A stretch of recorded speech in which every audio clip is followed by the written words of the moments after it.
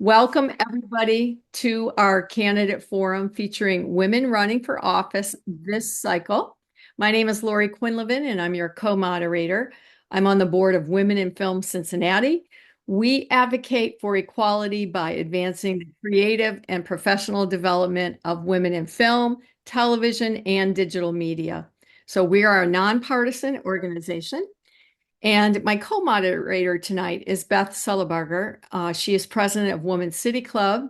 She also chairs the Stephen H. Wilder Foundation, which funds studies of civic issues of interest to Cincinnati and Hamilton County.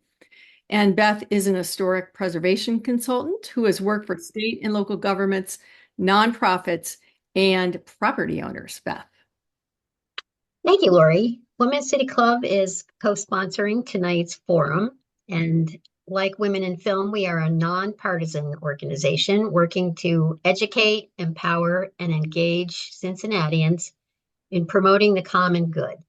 We present monthly programs on civic issues. My co-moderator, Lori Quinlivan, is a documentary filmmaker, helping people and organizations tell their stories. She is a Peabody and Emmy award-winning investigative reporter who led the Channel 9 I-Team for 13 years. Lori served 4 years on the Cincinnati City Council, so she knows what it's like to be a woman in politics. I do. And I am so curious to see how things have changed, if at all. So hopefully we're going to find that out tonight. We titled this forum, Are We There Yet? Because we want to hear from the women who are running now in 2024 to make our community a better place. So do these female candidates experience discrimination in the campaign or as they govern? And do the women on our panel who've been in politics for quite a while see any difference in the way women are treated now than how they were years ago? So let's find out. Beth? We do have some ground rules for tonight, which we've discussed with our candidates ahead of time. No one will mention her opponent or get into partisan politics. We want to hear candid stories and have great conversations specific to being female in politics. Each candidate will share at least one personal story and have time at the end for final thoughts.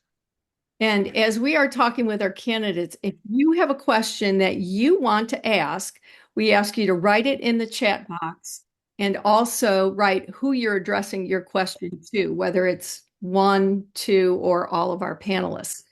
And then Lainey McCormick, on the drop down menu, when you write your question, you can select who to send it to. If you would, select Lainey, because she's going to be organizing and monitoring the questions and handing them to us to ask. So choose Lainey McCormick.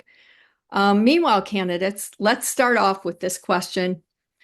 Why did you decide to run for office in the first place? Because research shows that women often have to be asked repeatedly to run, whereas men will run at the drop of a hat for the highest office there is with no outside encouragement. So, what sparked you to run for office in the first place? And we want to start with one of our first-time candidates, Democrat Virginia Talent. She's one of 7 people running for 2 open judge seats at the Hamilton County Common Pleas Court. Virginia is an attorney currently serving as assistant city manager for Cincinnati. She's leading initiatives to reduce gun violence and prevent homelessness. She was previously the city's director of human resources and an assistant city solicitor. Her law degree is from UC. She lives in Hyde Park with her husband and their 2 children. So, Virginia, unmute yourself. You have great. Why leave the relative safety of the city manager's office to jump into the fire and run for politics? Well, first of all, Lori and Beth, and just thank you so much. I'm really, like some of the other panelists said earlier, I'm so excited to be here with you all. And Lori, actually, the way that you phrased this question really speaks to my own lived experience. I said no, not once, not twice, but 3 times after being approached. I think in 2018 originally, and then most recently last year to run for judge and had to be convinced. But after really sitting with it and, consulting with my family, with close mentors, and even with the city manager, decided it was something that I wanted to do and that I was well equipped to do. When I moved to Ohio to go to law school at UC, I knew I wanted to pursue a career in public service, but I didn't realize how deeply, the community would shape my path. And after law school, and thank you for highlighting my resume, I worked for about a decade as a legal aid attorney, where I supported people facing really the worst circumstances, tenants facing evictions, families fighting for the rights of their children. And one of the defining moments of my career came when I represented a tenants union at the Alms Hill Apartments in Walnut Hills. Some of you are probably familiar with it. Hundreds of families on the brink of losing their home due to slum conditions and the threat of a terminated Section 8 contract. And we fought hard and won a preliminary injunction. And that victory was really more than just about housing. It was about stability and hope for people who had really nowhere else to turn. But, I've also seen the hard limits of what you can do as an advocate, and even as someone in the C-suite of the city to influence justice. And I think that judges, more than anybody else, have the power to impact not just individual cases, but entire communities. And that realization has stayed with me. And so I've decided to run for judge because I think that the community and really the Court of Common Pleas needs judges who understand both the law and the lived experiences of people affected by it. Okay, I'll thank you. stop there. Thank you. I forgot to say, please just take a minute. You did pretty good. I think we weren't timing you, but just take a minute. And Beth, you've got the next. Okay. All right. With only 2 openings for Common Pleas Court, joining Virginia in the race is Judge Leslie Giz, a longtime Republican running as an independent this time around. Leslie was first elected judge in 2012, and prior to that served 6 years on Cincinnati City Council. She's from West Virginia and went to UC Law School, then had her own practice in labor and employment law. Leslie lives in Madeira with her 2 boys and coaches her son's basketball team. And get this, she's a single mother. Leslie, why did you first decide to run for office? You have 1 minute. I've got to turn that audio on. Sorry about that. First, I didn't go to UC Law School. I do teach a course at UC Law School in the Sorry. spring, but I went to Capital University in Columbus for law school. It was years ago. It was when I first ran for city council. So at that time, I had worked in the city administration, and I felt as that, well, these council members don't seem to know what goes on in the administration. How hard can it be? And that was it. That's really how it happened. And I knew a lot of the city council members. We were all the same ages and about the same age, and we hung out a little bit. And that kind of is what prompted me. And at that time, I didn't have children. I wasn't married. I, didn't have the kind of responsibility I've got today. And it was a much easier decision, but a hard one at that, because I found it to be hard to get your foot in the door when you were an unknown. And I'm not from Cincinnati. I was from West Virginia originally. So when people said, "Where'd you go to school?" I would say West Virginia University, because of course you're talking about college, right? But not here.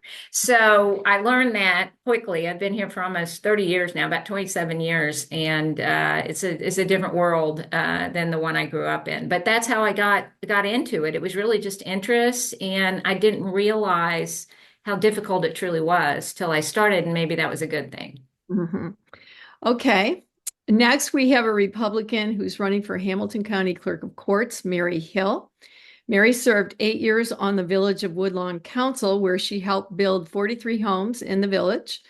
She worked 14 years managing payroll and human resources for Nielsen Research, and she's a certified financial planner. She grew up in downtown Cincinnati. She is married and the mother of 2 children living in Woodlawn.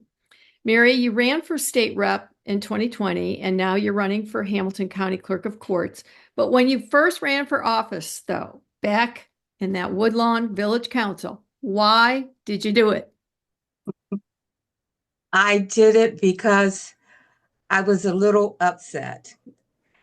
We in Woodlawn, we did not have sidewalks. So my street was the first to get sidewalks. And I also drive a sports car. Well, I've been driving this car for about 3 years, had no problems getting in and out of my driveway. So when they put in the sidewalks, when I would go up my driveway, the bottom of my car would scrape. So I called the village and I said, hey, you guys need to come out here because this is not right. Well, one of the councilmen, a man, came out. I don't even know if he was supposed to come out. They told me one of the engineers would come out, but this guy came out and he asked me if I would come outside. So I said, sure. So he said, is this your car? And I said, yes. So he took a quarter out of his pocket and he said, took the quarter and put it in the tread of my tire. And he said, oh, I think you need new tires. That's your problem. I was so upset with this man that thought that I didn't have the intelligence enough and that he could just tell me anything. I said, look, I work for a company and I make over $125,000 a year. And I should know if I need tread on my tire. I said, I didn't have a problem getting in and out of my driveway until you put the new sidewalks in. So I told him, just go, just leave me alone. So I went to the mayor and the mayor said, she said, well, why don't you run against him if you're so upset with him? So I did. Yay. And I got in. That's And that a good one. was the way I decided I got into politics. Great. Beth, I think you're going to do the next intro. Okay. Another candidate for Hamilton County office is Connie Pillich, a Democrat running for prosecutor. Connie also graduated from UC Law, right? Okay, Yes, good. we got that right. She served 6 years in Ohio State Legislature and before that was a public defender. Connie grew up in a steel town on Lake Erie, then served in the Air Force, rising to the rank of captain. She is married and has 2 adult children and lives in Montgomery. Connie, same question for you. Why did you originally decide to run for office? Well, thanks for having me. It's nice to see a lot of familiar faces. So the decision to run was something that surprised me. I have always been drawn to service. I mean, that's why I went into the military, and I was always very involved in my community, whether it was coaching soccer or being a Girl Scout mom or helping out with cross country, etc. But going into public office was not something I actually envisioned for myself, but my law partner thought I should do it, and she was the first one to suggest it to me. I laughed, and then I decided to look into it. And I can say that what propelled me to have this interest specifically in running for the state legislature was the fact that I was very concerned about public education. My kids are going to public schools. My husband and I had both gone to public schools, and we wanted the best for our kids. But I had been reading about some issues with the school funding plan that were very old from the early 90s that the legislature was struggling to tackle. And so that's what I decided to focus on. And that's what made me want to run. All right. Awesome. Another first-time candidate on our panel tonight is Democrat Karen Brownlee. She's running for the 28th district in the Ohio legislature, and that encompasses neighborhoods from Madeira to Forest Park. Karen is a clinical social worker focused on improving outcomes for children and families. She and her partner, John, have 3 young adult children and live in Sims Township. So, Karen, to go from being a licensed, mental health provider to politician, what made your decision to get into politics? So I think it was actually very natural doing the work that I do. And I think, Virginia and I have had a similar path in terms of being deeply embedded and working with the community. And what I found in becoming a therapist working with kids is that kids are not inherently sick, but they do reflect their environment. And a lot of what informs that environment are state policies and community policies. And so when the environment around them is sick, kids are sick. And I, much like Virginia, felt like I pushed the boundaries of how far I could go as an advocate in helping families make change. And that led me to, running for a state representative. I sought out running for office. I ran for Sims Township trustee last year. But it was after, I think it was probably like the 10th time that year, somebody had said, you really should run for office. So maybe it took a minute to sink in, but I actually felt ready for it. The timing was right for me. And I do feel like my work with the community has absolutely informed how I would like to help govern and collaborate and work together to create a safer, healthier Ohio. Thanks, Karen. Finally, longtime public servant Republican Jean Schmidt. Jean is running for a 3rd term as state representative, serving a district in northwestern Claremont County. She also served in the U.S. House of Representatives. She was the first woman to serve Ohio in Congress. She has a daughter and 2 grandchildren and lives in Miami Township. Here's a fun fact. She has run 172 marathons. Wow. Well, you obviously love running, but why did you run that first time? Give us the year and the office you were seeking, and why did you do it? Unmute. Jean. There we go. Yes, we can hear you. Can you hear me? It was 1989. November 7th was the election, and it was for Miami Township trustee. But let me give you the backdrop. I had been working since high school for various candidates for election, and I got really good at how to win an election. So the 3 trustees that were there, I helped them be successful. The one passed away in office. I went for the position, and I didn't get it. And I was a little devastated. My brother went with me when they made the announcement, and we stood outside, and he said, how bad do you want it? And I said, really bad. And he said, well, what's it going to take? And I said, about $5,000, and he wrote me the check. But the backstory is the next day, the chairman of the board called me and he said, Jean, I know you think it was male chauvinism that disallowed us to appoint you, but it wasn't. You're very capable, except we have 2 unions, and women cannot negotiate union contracts. And I said, Henry, you're right. And when I beat Dave like a drum next year, being a woman will have nothing to do with it either. And I did. By the way, all of us became we're very friendly. And I worked very, very hard in the township, making it a great place to live, work, and raise a family. That's awesome, Jean. I love hearing these stories. This is great. All right, so now it's time for some more of the good stuff. We want you to discuss one of your interesting experiences as a woman in politics. And I know you probably have more than one that you want to talk about. But first, let's just get a story from each of you that relates somehow to your gender. Now, these are the kind of stories you never get to hear at the typical candidate forum. So I have one. When I was in Congress, I'm kind of an exercise nut, and they have a great gym in the basement of the Rayburn building. but there's no place for women to get dressed. But they have a smaller gym upstairs for women only.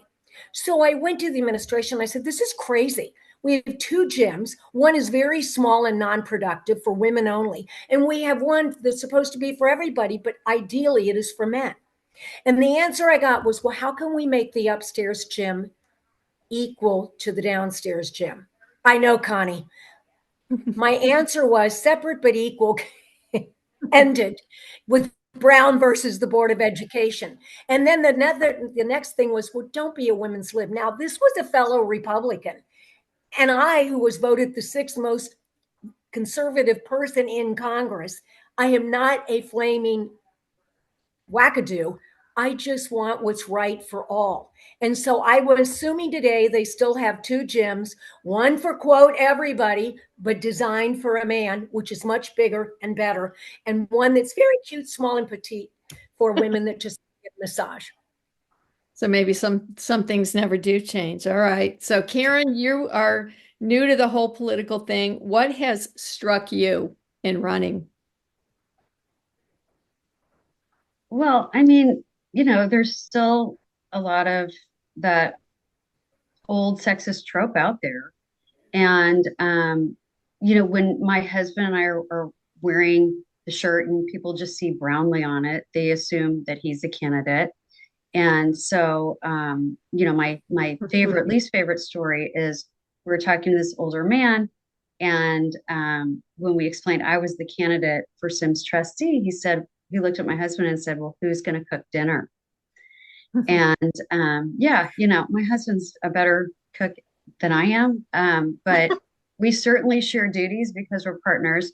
And, I think it's, I guess to me, it's not such a big surprise. I think it's a bit of a double-edged sword too. Like I think going out and being the community, I am a very small person. I'm 5'2" and I'm a very petite person. So physically, I'm not threatening in any way, shape, or form. So I do wonder, like the other night, I was out canvassing with my campaign manager, who's a young man, and this man was being very aggressively rude towards him and swearing at him. And I do wonder, would that have happened with me? Or, because the minute somebody gets scary, I'm kind of, I go quickly. I don't, I don't think I can fight off a much larger person. So I'm not going to stick around and wait for it to happen. And Connie, you probably have some good insight on this because you've been doing this a while too. And we talked a little bit offline. I think a lot of women don't realize until they get into it how much work it is, and then who's going to do all that other work that we normally do. So, Connie, you want to talk about some of those things that you learned along the way? Sure. So when I ran in 2006, it was about 100 years ago, my children were, I think, 9 and 11. And that was and I didn't know what I was doing, of course, like a lot of first-time candidates. But I tried to incorporate my children as much as I could. So they were in the parades. They would ride their scooters. They would invite their friends who thought it was just so cool. They were in a parade and they would throw out the candy in the first 100 yards and they'd be empty of candy. My husband would pull the wagon that had the water in it. My son, who's a runner, Gene, he's a very good runner. And so he would, when I would be shaking hands, he would run ahead of me and take pictures. And when we went to events, they would hand out my flyers and then I'd follow and say, that's my son and I'm the candidate. So we tried to do what we could to make it a family affair. But as all these women know, when you start really getting into the gist of the campaign, you're not at home during the evening hours, which is when you can spend time with your children, right? After school. I mean, as a working mom, my evenings were always, you never sit down from the time you get home till the time you go to bed. There's just a lot to do. I do remember my husband introducing himself as Connie Pillage, his husband, quite a few times. He still does that. And I remember after one campaign, I don't remember what year it was, but my campaigns were all hard. And so a few weeks after election day, I remember going into the kitchen and I saw this stainless steel box in the kitchen and it had knobs on it. And if you turned them, fire came out of the top of the box. And so that was my stove. I finally remembered I had a stove. And I remember looking for like a casserole dish so I could cook something. Lo and behold, I had one. And because I hadn't been in the kitchen in so long. So you really lose track of all that stuff. And if you're lucky, you have a supportive family that doesn't mind that you check out for a few months. And you said you had a couple of helpers. I thought that was really interesting beyond your family. Tell us Oh, about. yeah. One of my good friends would come over in the last 6 weeks of the campaign. She would do laundry for me. And it was just, my husband's always done his own laundry, but I did the kids. So she would do laundry. And I had another friend who came in, the campaign office was in our basement. And so she would clean the campaign office a couple times a week, including the bathroom, which I think is beyond what anybody could ever do for their girlfriend. Right? I mean, that's a Right. big thing. And there were 8 people using that bathroom. So yeah, they were just you're lucky if you have friends and people who care about you. I don't have any family here because I'm not from here, and my husband's from a different part of the state as well, so we had to rely on friends. And then Leslie, I remember, on council, I had a 2-year-old. You had little kids at the time. Why don't you tell us one of your stories about being a single mom in politics, or something you learned you had to deal with maybe before you had kids when you first started running? Before the one thing I do remember distinctly when I first started running, so that's 21 years ago. That was a long time ago when I ran for council the first time. I remember people didn't know I was a woman because Leslie can be both. I used to have on my business cards my middle name purposely, which is Elizabeth, so that people would see them and know that I was a girl versus, a woman versus a man. That's one of the things. And then uh, odd things that happen that wouldn't happen today, like being asked to go for a drink to talk about becoming a donor to the campaign by a male. So most of the time, like as a judge, a judicial candidate, we don't ask directly for contributions. It's kind of a different set of rules for judges. But when I was on council, you just asked it directly. It was not an issue. But when you wanted to meet with people, a lot of times they want to have breakfast or coffee, that kind of thing. And being asked a number of times by men to have drinks at some place in Hyde Park, some wine bar.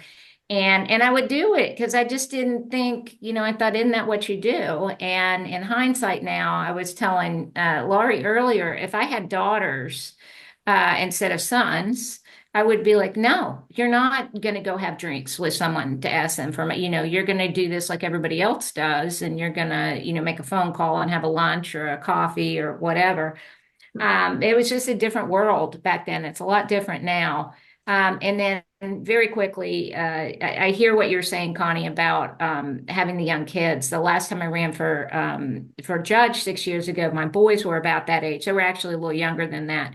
And I'm single, so it wasn't me. I'm the one that does everything. So when I have to go out to all these things at nighttime, I had friends that would come over and help me and put them to bed, or a babysitter or somebody that I trusted. But it was really hard. You get a lot of mommy guilt when you're campaigning like that because you're not there. But I did tell Virginia at something. I saw her earlier this month at a function, and I said, I promise you, it feels like the end of the world, but my kids now don't even remember it, that I wasn't the one that put them to bed. But it's guilt. It's a very guilty feeling that I don't think men have, that women with children have when they're running. Mhm. How about we hear now from a first-time candidate? Virginia, do you have any stories to tell about being a woman in a political world, if not a campaign?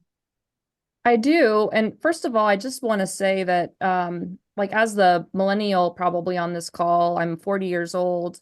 I think a lot of what's made it easier is the experiences of people like Jean Schmidt, like Connie Pillage, like Leslie Giz, like all of you, because now I don't think people really think twice about women running for office, and it's expected. And now to even have a candidate for a major party for a third time, running for president, it's a big deal. But it's not unexpected. And so thank you all for that, and for what you've brought, because it makes the path easier for everybody.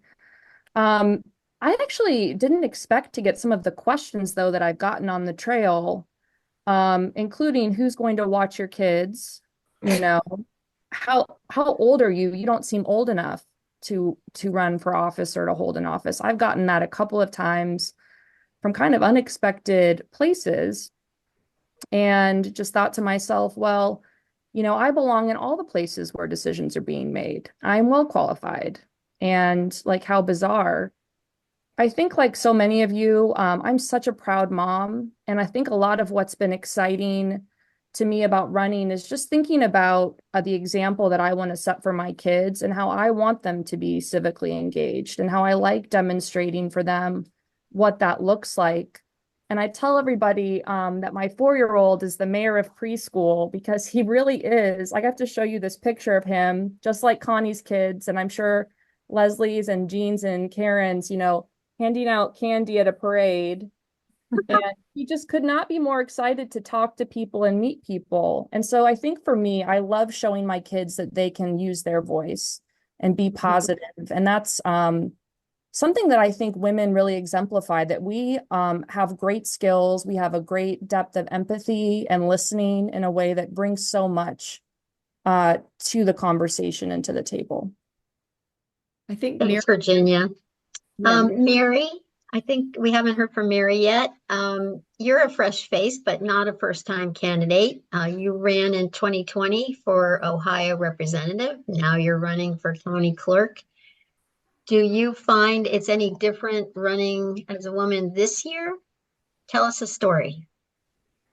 Well, when I first got into the politics, as I said, I went to the mayor and she encouraged me to get into politics. Well, I went back to her several times and said, now what am I supposed to do? How do you do this? And so she said, well, Mary, since a lot of people don't know your name, don't know who you are, I would suggest that you take your materials, go door to door, knock on the doors, and give them your story. Tell them why you want to run for this position. So I did that. And it was about, I came home from work, and fortunately, my children are adults. I was going door to door, and I rung the doorbell at this one house, and I waited and waited. So I thought, well, let me just leave the material. So all at once, the door opens, and there's this man standing there, naked as a jaybird. Oh, jeez. I was so shocked or stunned. I didn't know what to do. I was just speechless. So I just threw it and said, here, threw it at him and left. Uh-huh. Oh, that's funny. Well, what are you going to do? Wasn't at the time. It wasn't funny at the time. No, I hope that's not typical. But now when I ring a doorbell, I always think of that man. Every time I ring a doorbell, I think of that guy. She's prepared for anything. Yes. All right. Well, we are ready for some audience questions too. We've got about 50 people out there. So if you are interested in asking a question, please write it in the chat. Tell us who your question is for. And in the drop-down menu, select Lainey to send the question to. Are we getting any yet? We have one. Oh, we have one so far. So do that right now. And while we're gathering those questions, Beth has a couple questions that she wants to pose. And so you can choose the one you'd like to answer in 1 minute or less. Go ahead, Beth. Oh, okay. Well, yeah, I've got 3 possibilities here. One, how do you deal with difficult people? 2, describe an incident in which you faced an ethical dilemma and discuss how you handled it. Or 3, do you agree we need to do more to keep guns out of the hands of dangerous people and still protect the rights of law-abiding citizens? So take your pick. And who wants to go first? I'll go first. I mean, all of those questions are excellent ones, and I'd love to have the time to answer all of them. But I'm going to go with question number one, dealing with difficult people. I'm a mental health therapist, and I have chosen to work with children. So, by virtue of working with children, you're working with their families, with the school systems, with all the other systems around them. And so, I spent several years meeting people where they are and helping them make change that they want and are capable of, but also having to have boundaries about really around safety, particularly where children's safety is not being managed appropriately, and making difficult decisions with families, with the county, and with all of the partner agencies that are involved to make sure that we are working together to keep people safe. That's a huge priority of mine. Okay, thank you. Leslie, would you like to go next? Yes, I'd love to. I'll address the ethical dilemma. It's a lot different now that I am a judge versus when I was on city council, as I've said, and I apologize. My dog refuses to leave my lap. For anyone watching, we're at home. So as a result, I have to take the good with the bad. But I had a case once, this is recently, this has been in the last year or so, where I took a plea and we were going through pleas really quickly that morning. I mean, court was packed.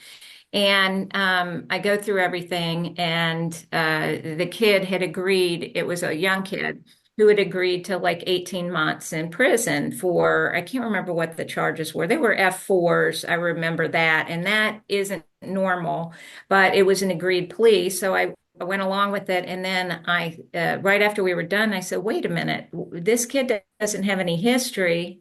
I looked at the prosecutor. Well, nonetheless, it ended up that the defense attorney, in my opinion, had basically just said, yeah, let's do this, and hadn't defended him properly. So I called, there was a public defender in my room that I like very much and trust. And I said, Tim, come here. And I said, that kid can't go out. We've got to reverse that sentence. What do I need to do?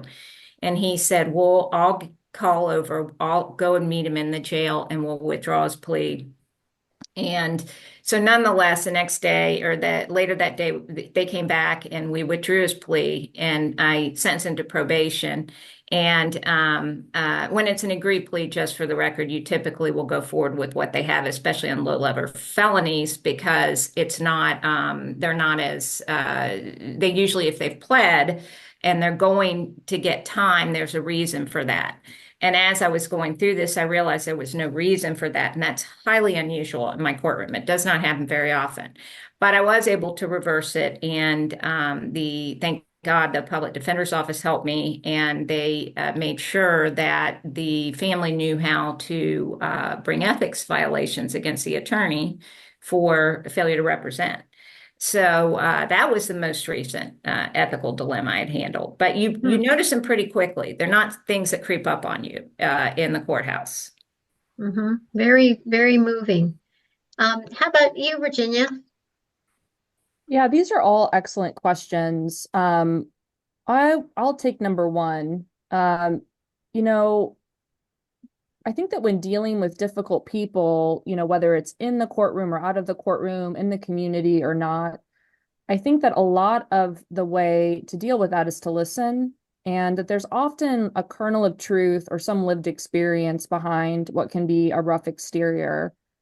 I had multiple clients in my legal aid practice who were banned from their children's schools because of outbursts or behavior, and was able to successfully navigate repairing the relationship with the school so that they could get back in the building to participate in their children's education. And I think that my approach with difficult people has always been to actively listen first, to show empathy, to try to reach agreement, to focus on finding solutions and middle ground and common ground rather than escalating a conflict.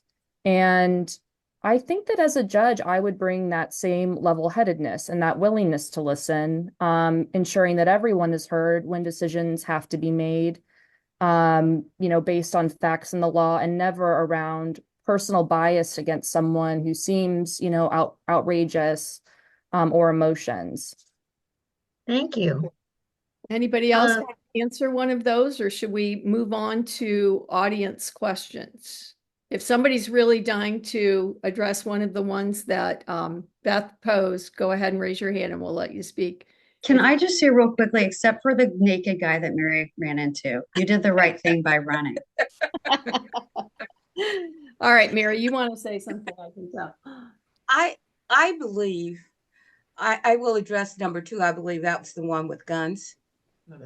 Well, anyone, yeah. Okay. Talk about guns. That's fine. Okay. I am a sincere believer, truly, guns don't kill people. People kill people.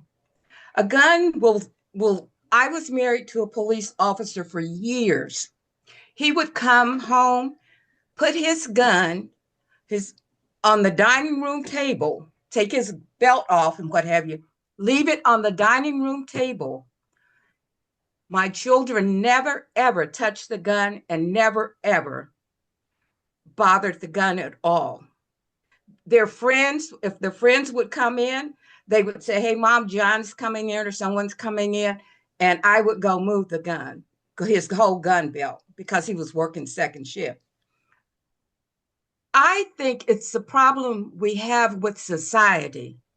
At one time, when I was much younger, we didn't have all these homeless people.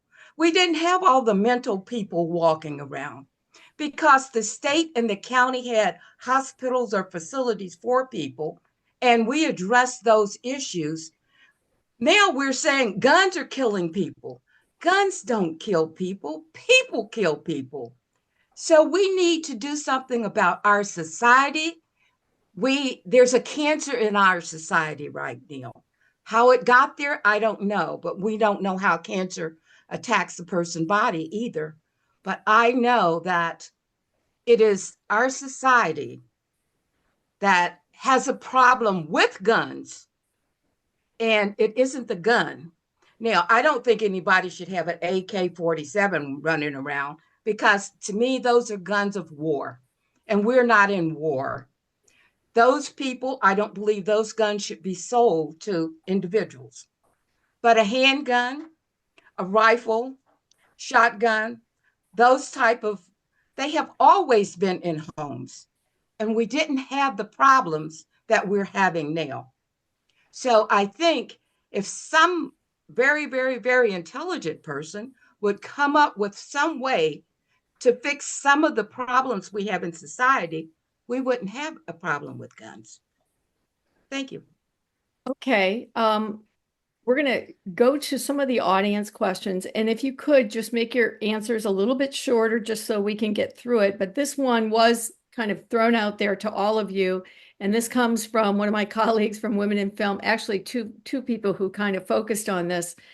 Let's just talk about hair, makeup, and outfits. How do you dress as a serious person to be taken seriously without looking like a robot or a man?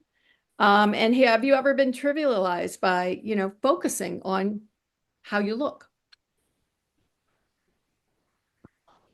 Connie? You got to unmute. I'm sorry, I'm laughing. I'm laughing because, I have to spend a lot of time to do what I can with what little I have left at this age, in this decade.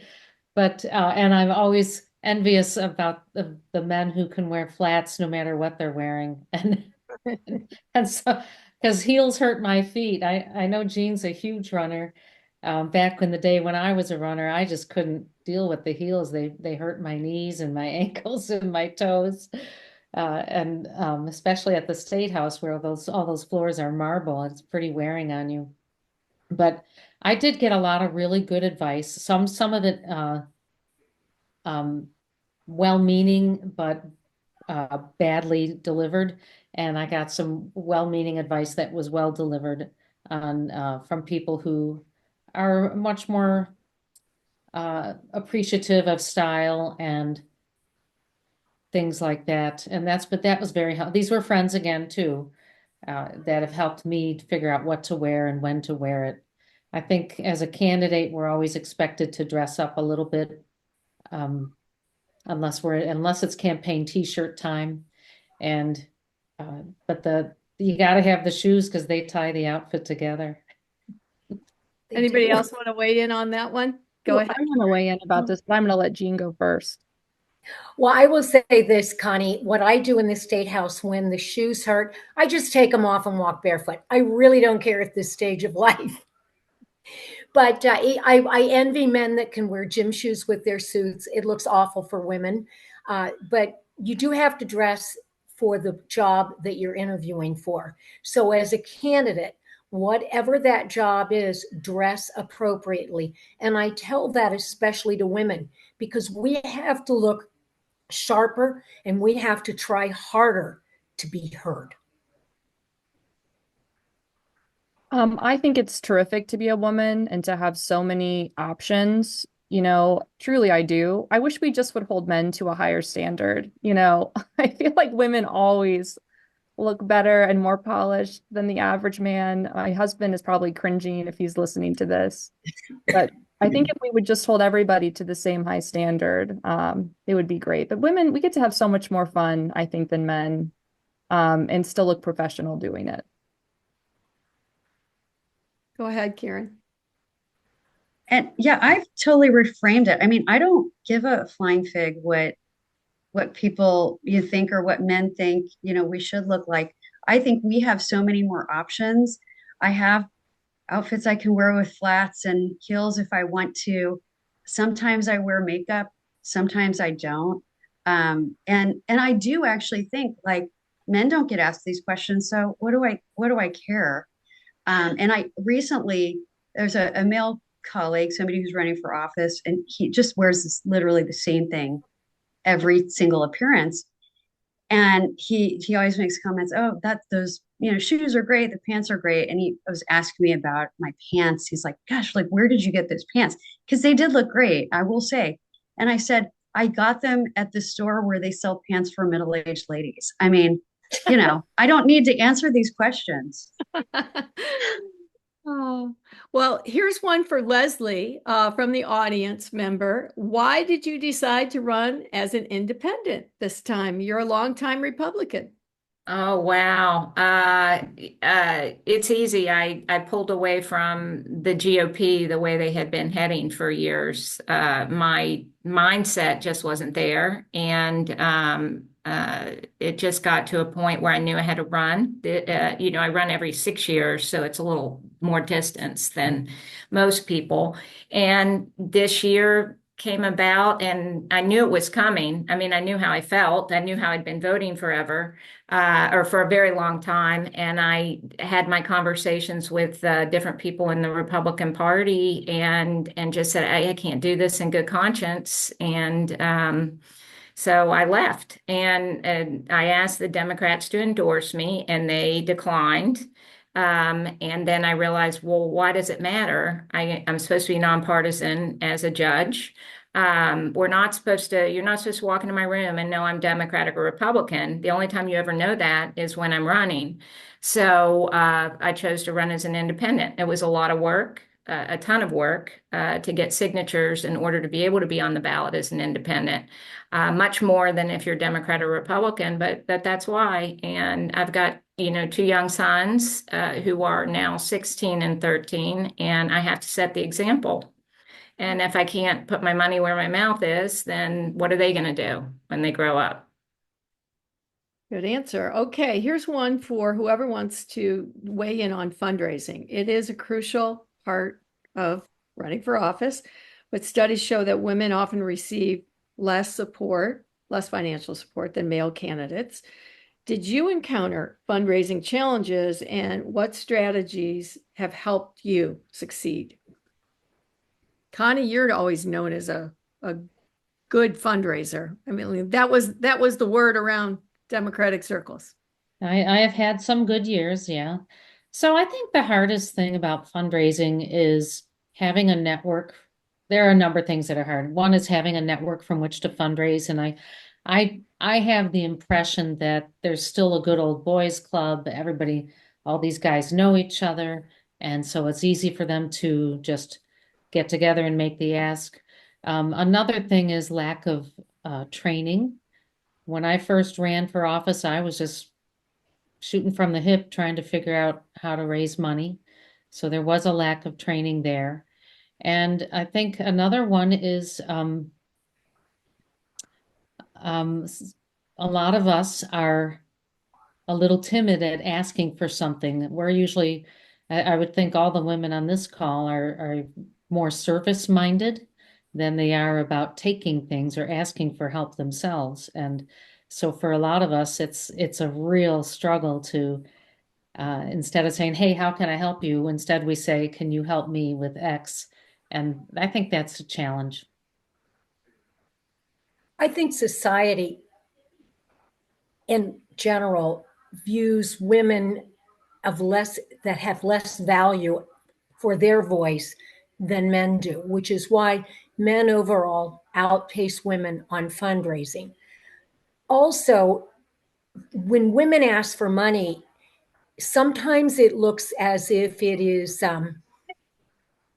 there's something behind it. We as women have to realize that when we pick up that phone, we ask because we know we are going to be a strong voice for them. You can't say, I'm going to do this, that, or the next thing, but you can say, I will be your voice. Here is my number. You call me if you have an issue. We'll try to resolve it together. But the bottom line is something my father taught me a long time ago. You don't have it now. So don't be afraid to ask for it. Because if they say no, you got nothing to lose because you didn't have it to begin with. And 9 times out of 10, they will help you. And you go back to them again and again when you've done a good job. So don't ever be afraid to ask because you don't have it. So what do you have to lose? Good advice. Another question from the audience. Women candidates are more likely to be questioned about their competence or their experience. So how do you address that skepticism? I think you have to fight skepticism with facts. I mean, I think that no one who's serious about running has nothing on their resume to stand behind. And so you just have to explain to people who need to be convinced, why you are qualified. Like people asking you, why are you running? You're so young. You couldn't possibly have any experience is the unsaid part of that question, right? Yeah, and I think that then sometimes you can surprise people. And I think unfortunately that's just the nature of things, but um, you have to have the goods to back it up. You need to be able to be your first advocate. Otherwise, who's going to want to vote for you or stand behind what your message is if you can't?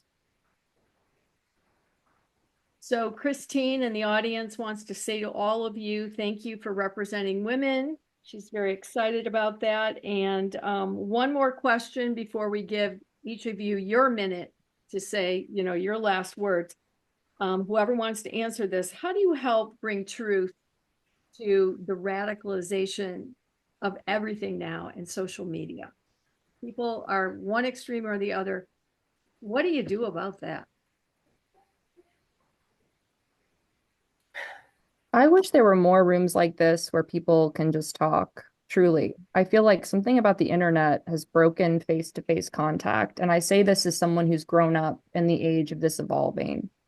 And people have so much more in common generally than they have not in common.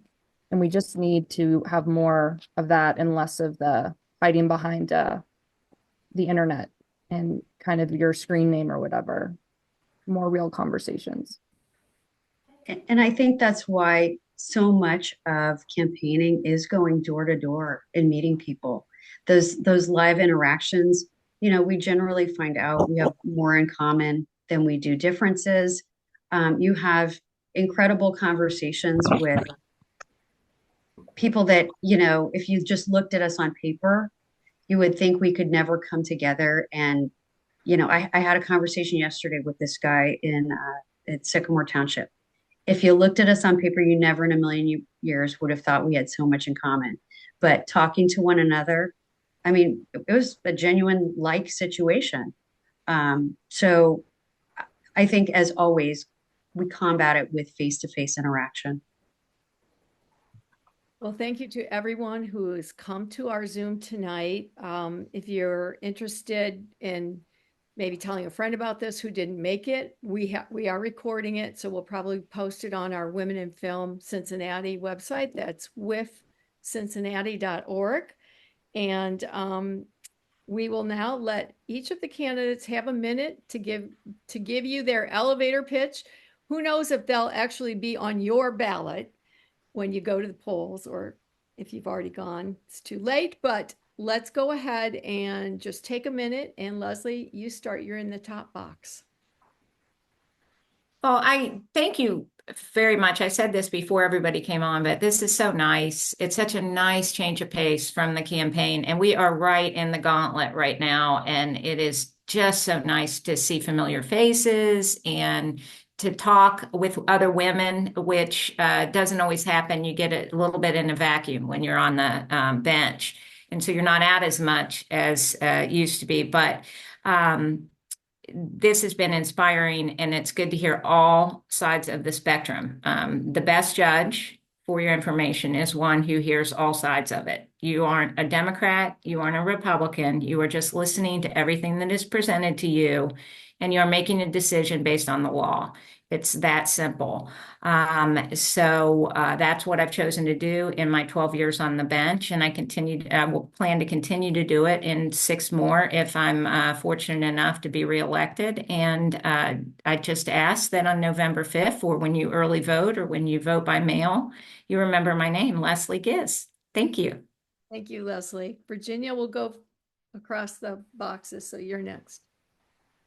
Thank you so much again for the opportunity and for the conversation. Virginia Talent, running for the Court of Common Pleas in the field race.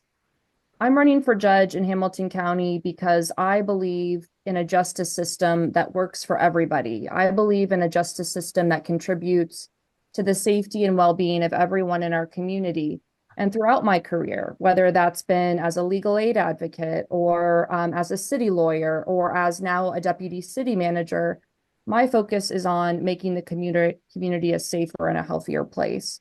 And as your judge, when elected, I will bring that same commitment to the bench. I think that every decision that a judge makes should consider the broader impact on public safety, on community well-being. And I'm proud to have the support of a broad coalition of people who believe that I will prioritize fairness and safety and efficiency.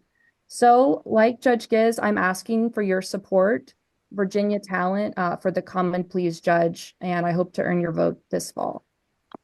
Thank you. And now Connie Pillage, running for prosecutor. Thanks so much for having me. I am Connie Pillage. I'm running for Hamilton County Prosecutor. I decided to run for this seat because I see there are just too many illegal guns, too many shootings, too many violent assaults going unsolved. And I think bringing new leadership into that office can bring some fresh ideas. I am a former military officer. I have an MBA, and I'm a former public defender. Handling felonies. In my private practice, I've prosecuted cases to protect people's homes and jobs, including winning a case at the Ohio Supreme Court. My goals in this office are to train our lawyers, audit our work, double down on ethics, and modernize the office. It's really important to get rid of the old boys club and bring in some new, fresh ideas, some fresh leadership to that office. Connie Pillage for Hamilton County Prosecutor. Thank you. Jean Schmidt, running for re-election to state representative. Yes, I'm Jean Schmidt, Miami Township, District 62. I've always loved my community and I've always loved the political process because there we can make things happen that we are unimaginable. I fight hard for not only my community, but for people in the state. And I do bring a female voice to the table. I'll give you one example mammographies and now MRIs for breast cancer. I have been fighting this battle since I was in the State House 24 years ago. We've come a long way. We're going to go farther with it. And it takes a strong voice, and in this case, a female voice, to get that not only heard, but across the finish line. I am Jean Schmidt. I want to continue to fight for you, and I ask for your vote on November 5th. Thanks, Jean. And now Karen Brownlee, also running for state representative. Karen, you should unmute yourself. There you go. Hi, I'm Karen Brownlee, running for state representative for District 28 in Hamilton County, North Central and Northeastern suburbs. And I'm running for state rep based on a few core beliefs. First, that our job as adults is to keep young people safe. And I look forward to working at the State House to create a future for Ohio where young people are excited about and embrace their future rather than feeling marginalized or unheard. Secondly, I think that our country is amazing, and I think Ohio is an incredible state. So I don't see the doom and gloom that I think both radical sides like to talk about. And, I'm meeting every single day people who care so much about their families. They care so much about their neighbors, and they're working every day to build a stronger, stable Ohio. And then finally, collaboration is king for me. We need to bring lots of voices together. Like Jean said, we've got to have women's voices. We have to have lots of different people's voices together to collaborate, because that way it makes everything richer. It makes better outcomes for more people. And when we do make mistakes and we stumble and fall, it's a heck of a lot easier to get back up when we've got each other to work with. Karen Brownlee, running for State Rep, Ohio 28. Thank you. Thank you, Karen. And finally, last but not least, Mary Hill, running for Clerk of Courts. Thank you. I am Mary Hill, and I'm running for Hamilton County Clerk of Courts. And I believe in service, and the Clerk of Courts job is strictly a service-oriented job. And I believe that we believe bureaucracy should be in everything, because that's what is happening in our society today. But I can bring some structure, some togetherness, let's say, because we don't have that in the Clerk of Court's office right now. And the service provided for the people, for the judges, for the lawyers, for everyone that uses the system, they should be able to say, I went to the clerk's office, I got what I needed in a timely way, and I intend to do that for the people of Hamilton County. So, accountability, transparency, and service is what I intend to bring to the office when I am elected to the office of Hamilton County Clerk of Courts. Thank you, Mary. Thank you. Thanks to everyone. On behalf of Women in Film, we're so happy that you came, Beth. And Women's City Club, thank you for being our co-sponsor. Beth, do you want to say any last words before we sign off? Well, I just wanted to thank all the candidates for their participation tonight, and thank you, Lori, for organizing this panel, and for everybody who attended. And I can't help but take this opportunity also to let you know that tomorrow night, in collaboration with the Charter Committee, Women's City Club will present another female elected official Kentucky State Representative Rachel Roberts, who will discuss Women for Change. This will be in person at 7 p.m. at the Mount Auburn Presbyterian Church. And you can find more information about that at womencityclub.org. Don't forget, it's tomorrow night at 7 p.m. Thank you.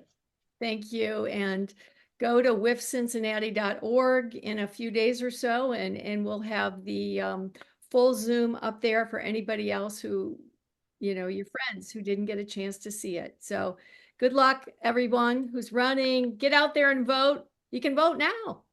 Bye, everybody. Yeah, thank you all. Thank you all for coming. Candidates, it was wonderful to hear you. Thanks, Susan.